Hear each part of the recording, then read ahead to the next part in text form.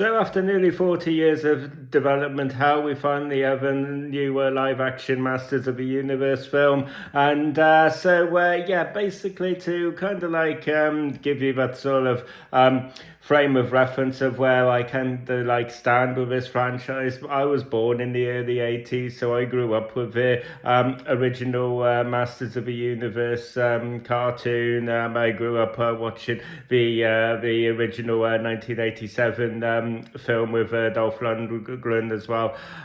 So yeah, there's a lot of so there's quite a lot of nostalgic attachment to this property. This would be like the first, although this is the second live action version that we've got. I would say that this is the first live action film that we've got that's really kind of looks to be like a close adaptation of that original cartoon series, because the 1987 film, where it kind of technically it's kind of its own thing, or at least it kind of works best as its own thing. At least that's kind of my take on it. So yeah, basically, I went into this movie with quite a bit of hype, quite a bit of excitement. This was the type of film that did kind of make me feel like a big kid again, or that had build up. And to cut to the chase, I had a good time with this film. I would say that this movie feels like a kind of cartoon brought to life. There's a lot of the color scheme. It's very kind of colorful. I would kind of compare the look of this film to kind of something like Thor Ragnarok, or the Dungeons and Dragons film that we got last year. I would kind of compare it to that. There's a brilliant fitting score here. That's all very like synthesizers and electric guitars. So again, and it just kind of really does quite a good job of not just sort of recapturing the original 1980s cartoon, but also just the era, and just the era of kind of fantasy sci-fi films of that era. I think that there are times where this movie kind of reminded you of other films of that era, with the Flash Gordons and stuff like that. So yeah, I feel like there's a lot of fun to be had, and I think that you do get the vibe that the director does have a lot of passion for the source material. There's a lot of I feel like there's a real solid attempt to kind of bring as much of the original cartoon into this live action version. There has been some talk or some kind of criticism or some concern with this being kind of an Earth-based story. For me, I kind of feel like it's not really. It wasn't really personally an issue to me. I think that all the Earth stuff is kind of confined to the first act of the film, and then we kind of sort of move on. So fortunately, we do. It doesn't. I think that it does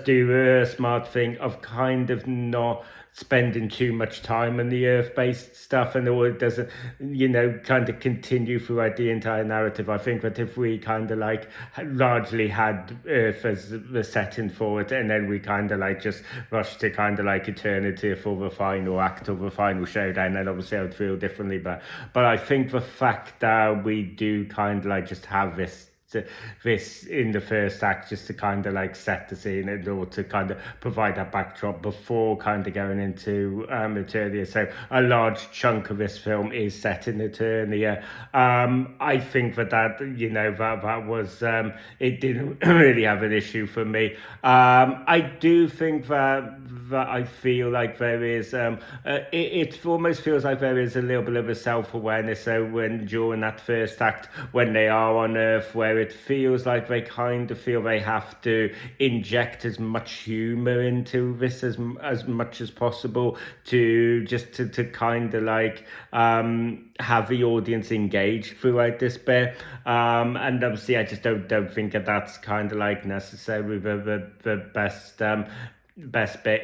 It does feel like there and there is humor throughout all of this film. I think large part of it, it is kind of fitting. It does kind of like work. I think that there's a little bit of an overuse on it. I think that sometimes it kind of like the humor kind of takes it out of the moment, sort of thing. But yeah, I think that at the same time, I think that that's a very subjective thing. I think that people, have been. I think that sometimes there could be people like me in the camp who are basically like, kind of feel like that the humor was fine, but there was a little bit of kind of like too much of an overuse on it. There are other people in the theatre who seem to be like just completely lapping up the humor. So I think it's just a completely, obviously, entirely subjective thing. I think that Skeletor is another little kind of like prime example of that.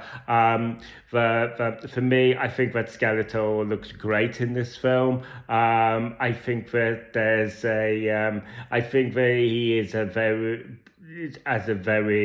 kind of like maniacal but very kind of like wisecracking villain in this. For me, it didn't always land. Sometimes like the humor did kind of like take you out of a moment. But yeah, like I said, that's a very subjective thing. I've heard a lot of people kind of like really praising like Skeletor's humor in here and Jared Leto's performance.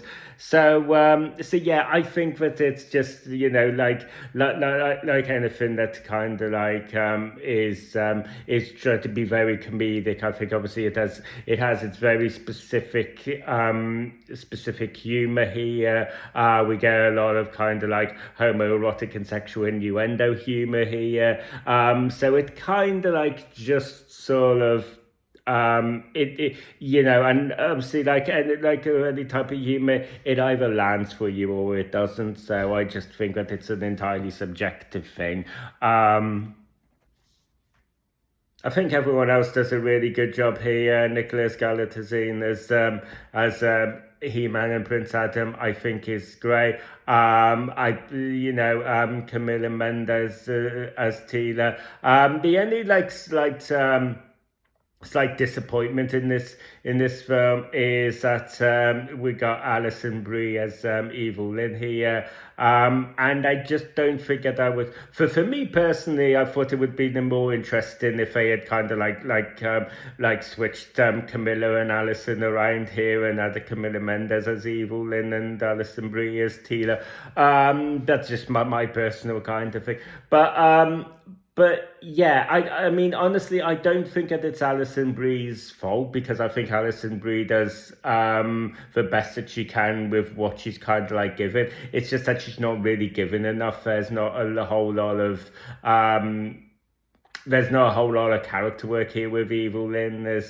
She's just kind of like there, and it's sort of like so that's a little bit of a disappointment. Like I said, I think I can't put as a knock on like performances, because like I said, I think everyone does a really good job here. I don't think that it's the character of Evil Lynn is Alison Brie's fault. I think like they said, she puts in a strong performance, but yeah, I just don't think that maybe her character is the most.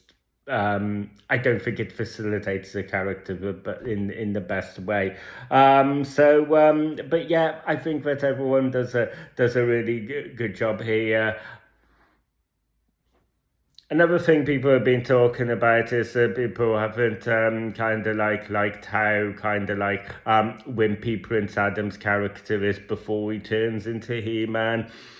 For me, it kind of like works. I mean, do they kind of like lean into it a little bit too much? Yeah, maybe. But you know, obviously, this is kind of like just sort of I just feel like it's kind of like storytelling, like kind of like 101. You know, this is just basically similar to a Colorado, obviously the Earth-based setting. It's sort of like, well, we have this to kind of like ground them, to try and ground everything, or to kind of like make some sort of like relation to the audience, similar to obviously what we got with Prince Adam here, where we basically got his character arc, where we are kind of like following his journey kind of like to kind of becoming He-Man. Do you know what I mean? So yeah, we're very much kind of like yeah. So Prince Adam very much has his own arc here. I think Idris Elba as Man at Arms is a really strong. Is another really strong factor in this film. I think he himself obviously has his very much has its own story arc as well. There's very much a kind of like an exploration of like guilt and failure in this. So yeah, it kind of like so yeah, I think that you know, for all the colourful, vibrant action, I think that it does still have these like really littered with these real kind of like human and an emotional kind of moments. I do think that it does, so like I'd say it's welcome a little bit too much maybe. I think that this book could have done with about 20 minutes kind of like chopping off it. Yeah, I think for me there was a little bit kind of like in the middle where I think things start to lull a little bit.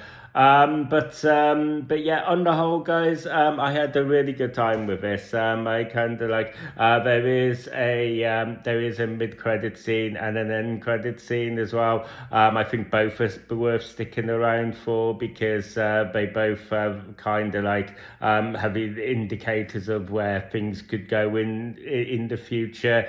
And I think, yeah, for those who are like really invested as fans in this franchise, I think I'll be really interesting for them.